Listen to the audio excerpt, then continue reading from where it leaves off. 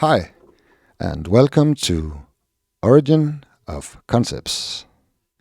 In this episode, I will reveal the origin of the famous Hedjet, Deshret and Pschent crowns from ancient Egypt. What's up here?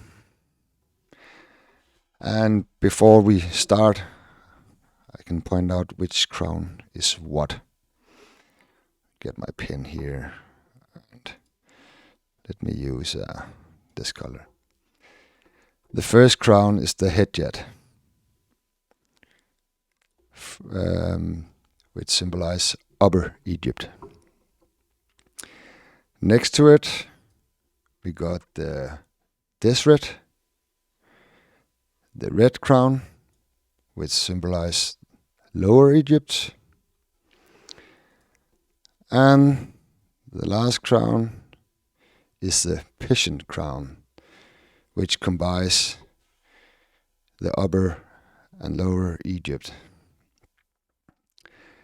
or union them. Okay, so now we get a grip on the crowns. Okay, the information I'm about to show you now has never been published anywhere before. It is my discovery, and I'm very proud, because it took years to crack this nut, to be honest. So that is one of my big ones. Okay, let's go to the Milky Way, because it's no secret that they can all be found in the Milky Way center. Let's start with the Hedjet crown. I'll make a circle here so we know what we're talking about. The Hedjet crown is visualized by the white silvery shadow to the right of the disk. The crown symbolizes Upper Egypt, which means spirit. Let's draw it. We get the crown here, something like that.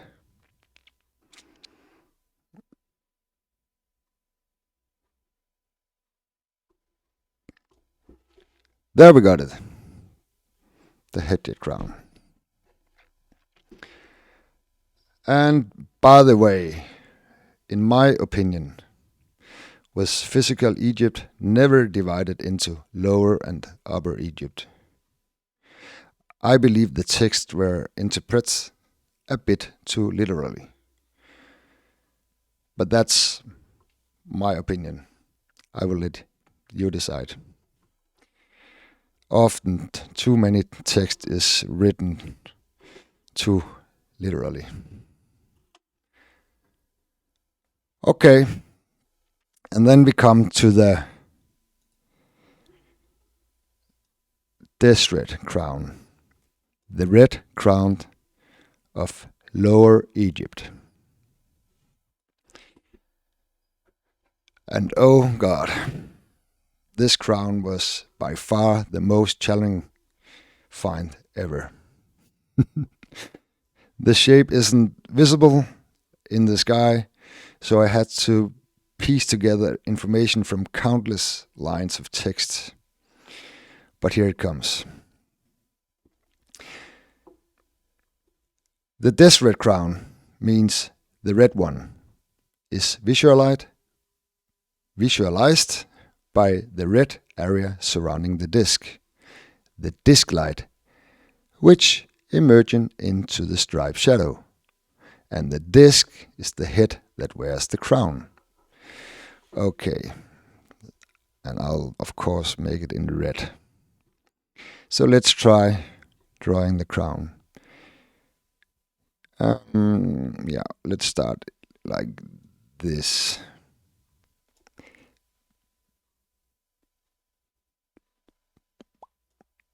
And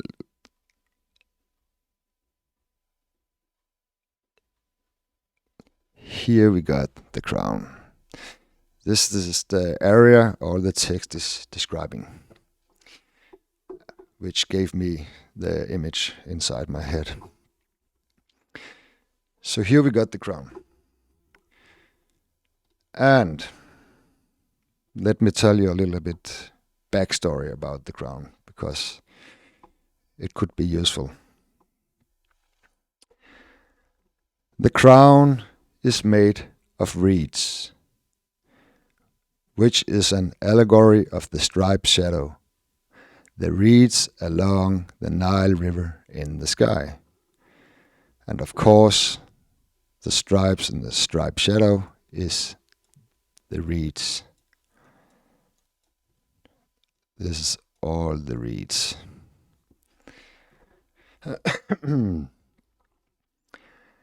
And the crown relates to Lower Egypt, which is a metaphor for the earthly world in the sky, visualized by the disk light in the striped shadow, the red desert lands of reeds in the Nile Delta, surrounded by black soil, or should I say, dark shadows.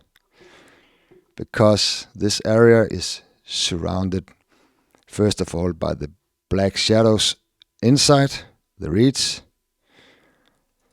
and also all the black shadows around it.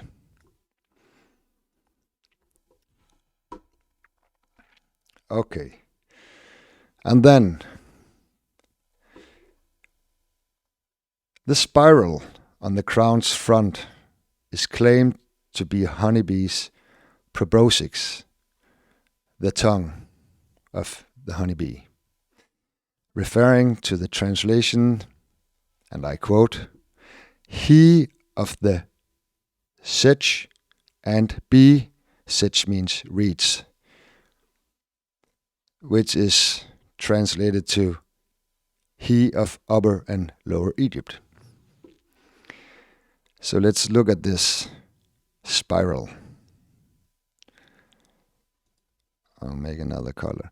The spiral is here somewhere on the pictures.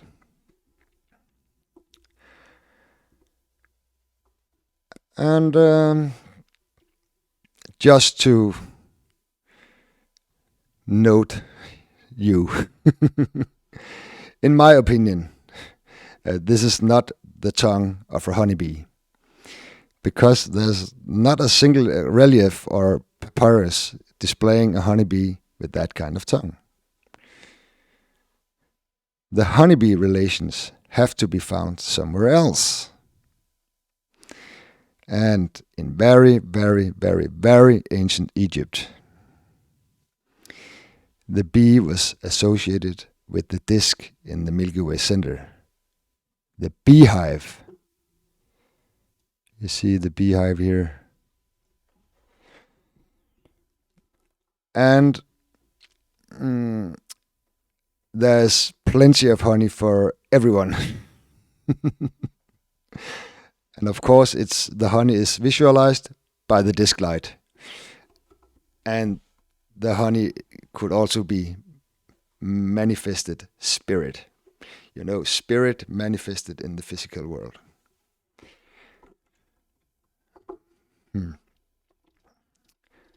So, in my opinion, the spiral represents a sprout emerging from the spirit within a seed, growing in the dark soil. Let me delete everything. So this could be the seed in the dark soil. And then we need to find the sprout. I read on here.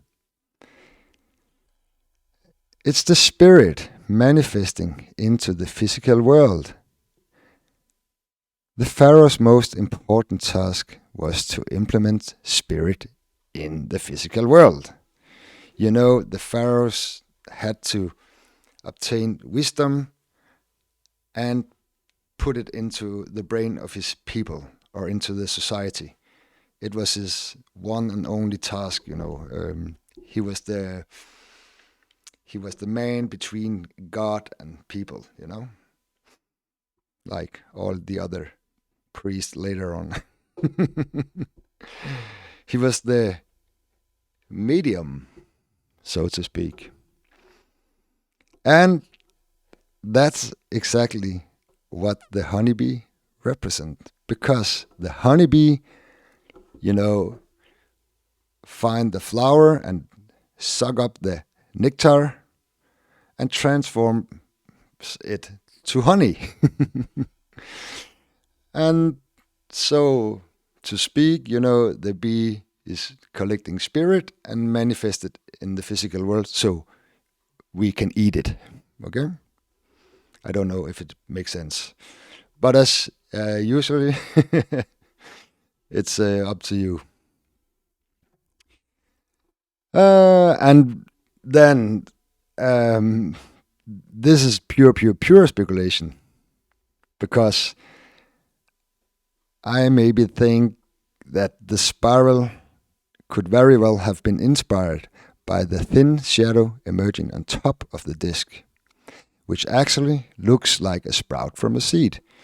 So here we got the seed, the disc, and on the top we got this sprout.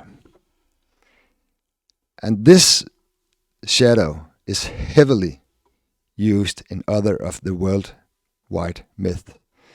So Egypt is not the first, if so to speak, or maybe they were the first, but they also see what other cultures saw on the opposite side of the ocean. All right, I'll leave it all up to you. That's my opinion. And so, yeah. Enough of bees and honey. And then we'll go to the Pschent, the double crown. And just for goods, I will try to paint them again. Here we got the first crown. There. And then we got the bowling pin hat. Something like that. And then we got the head that transform spirit to a physical sprout. That could very well be the inspiration source for the Egypt crowns. I'll bet my 2 cents. Okay. So finally, we know the origin of the Egypt crowns. That took years, just to let you know. Okay, if you like my videos, give me a thumbs up. If not, tell me to put my hand into a beehive. Bzzzt. Ouch. Until next video, take care. Bye.